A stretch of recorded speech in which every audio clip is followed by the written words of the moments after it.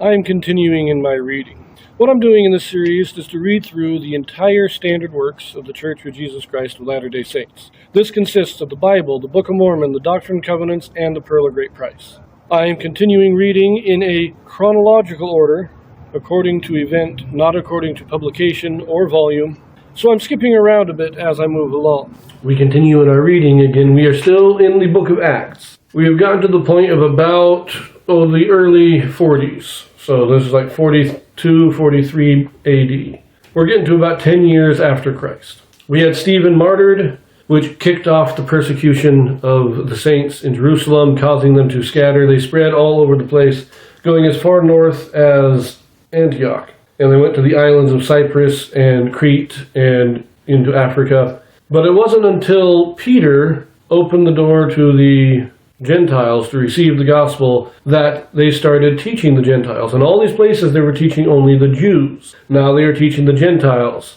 And Barnabas has retrieved Saul from Tarsus, where he was staying, and they have joined together to teach in Antioch. And we now have the new religious movement titled Christians. Before it was just a Jewish sect. Now it is a new movement because the Gentiles are becoming a part of it. That is where we left it off. And now we are going to pick this up. In this video, we have a Joseph Smith translation. And what the Joseph Smith translation is, this is a translation or correction done by Joseph Smith to restore those passages that have been lost or corrupted over the years. In Acts chapter 12. Now about that time, Herod the king stretched forth his hands to vex certain of the church, and he killed James, the brother of John, with the sword. And because he saw it pleased the Jews, he proceeded further to take Peter also. Then were the days of unleavened bread. And when he had apprehended him, he put him in prison, and delivered him to 4 quaternions of soldiers to keep him, intending after Easter to bring him forth to the people. Peter therefore was kept in prison.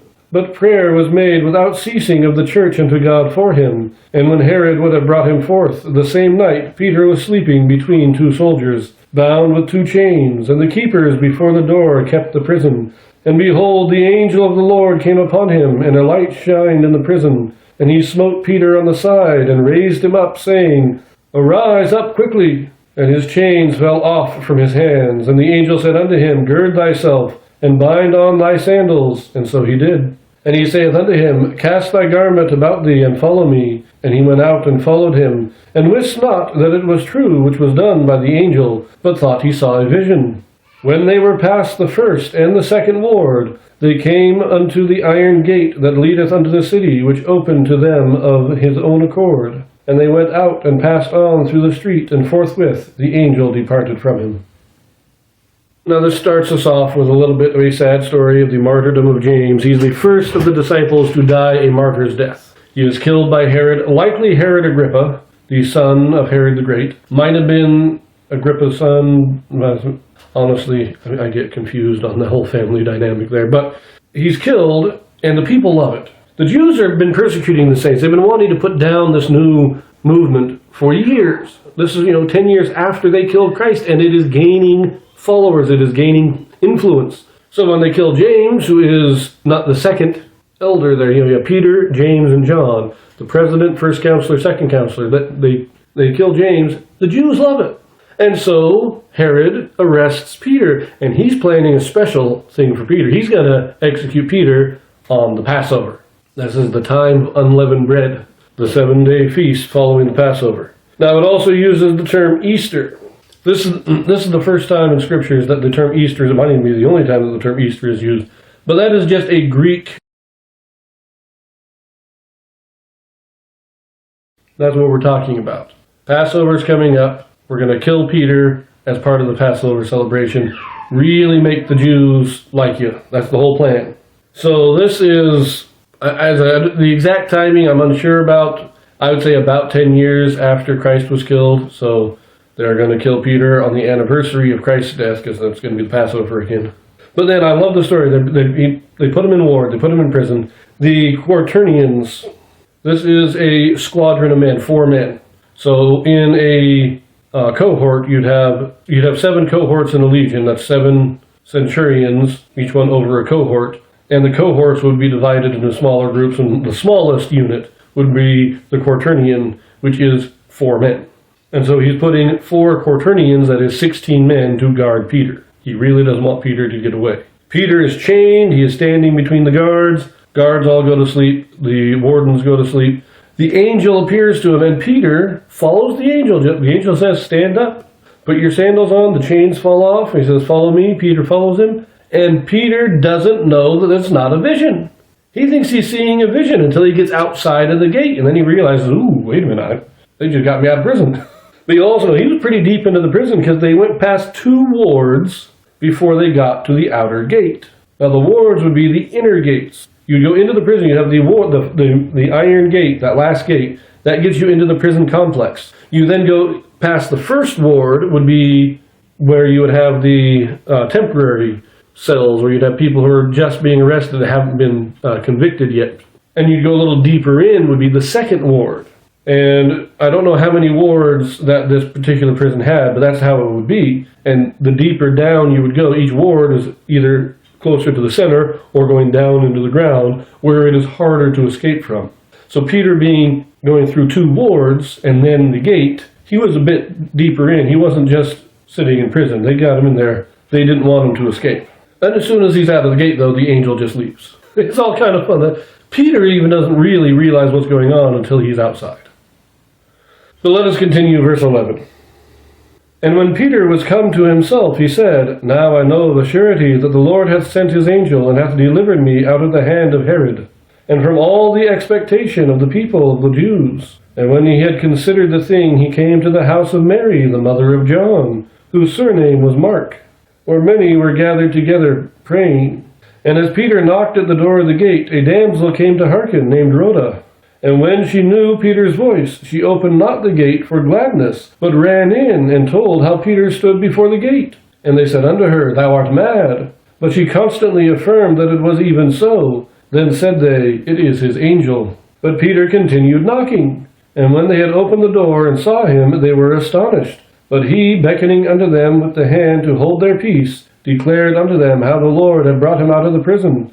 And he said, Go, shew these things unto James and to the brethren. And he departed and went into another place. Now as soon as it was day, there was no small stir among the soldiers, what was become of Peter. And when Herod had sought for him and found him not, he examined the keepers and commanded that they should be put to death. And he went down from Judea to Caesarea, and there abode. Peter, when the angel leaves, he kind of comes to his senses, like, oh, I guess I actually am out of the prison. This wasn't just a vision. So he goes to the house of the mother of James and John. Well, he goes to the mother of John, surnamed Mark. So this is probably the author of the book of Mark, is where he's going.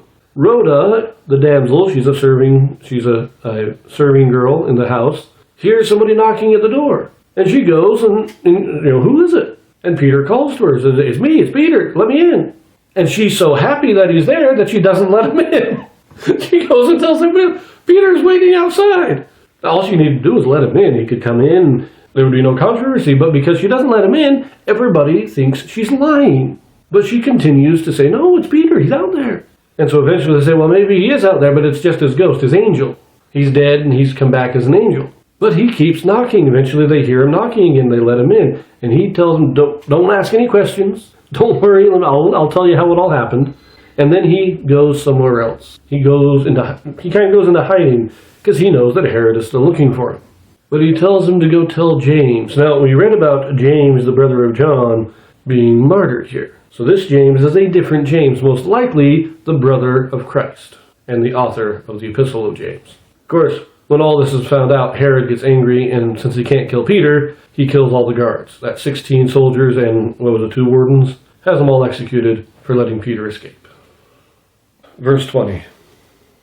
And Herod was highly displeased with them of Tyre and Sidon, but they came with one accord to him, and having made Blastus the king's chamberlain their friend, desired peace, because their country was nourished by the king's country. And upon a set day Herod, arrayed in royal apparel, sat upon his throne, and made an oration unto them. And the people gave a shout, saying, It is the voice of a God, and not of a man. And immediately the angel of the Lord smote him, because he gave not God the glory, and he was eaten of worms and gave up the ghost. But the word of God grew and multiplied, and Barnabas and Saul returned from Jerusalem when they had fulfilled their ministry, and took with them John, whose surname was Mark.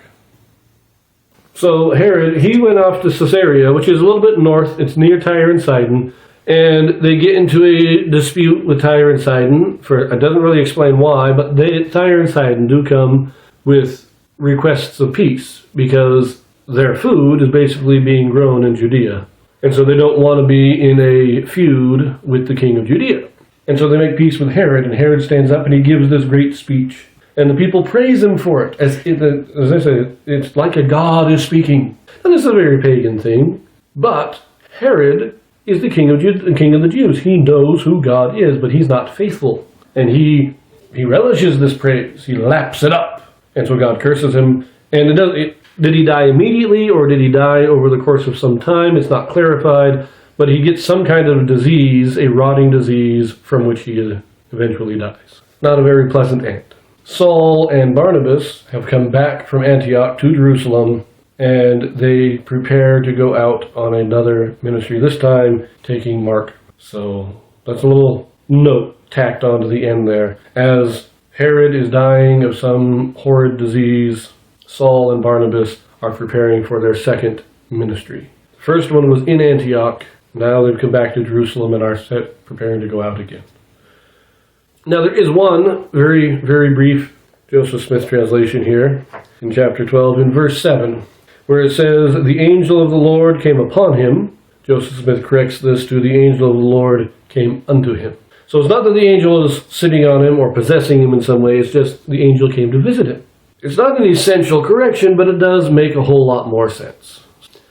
We leave that here, and we pick it up in chapter 13 next, so I will see you there.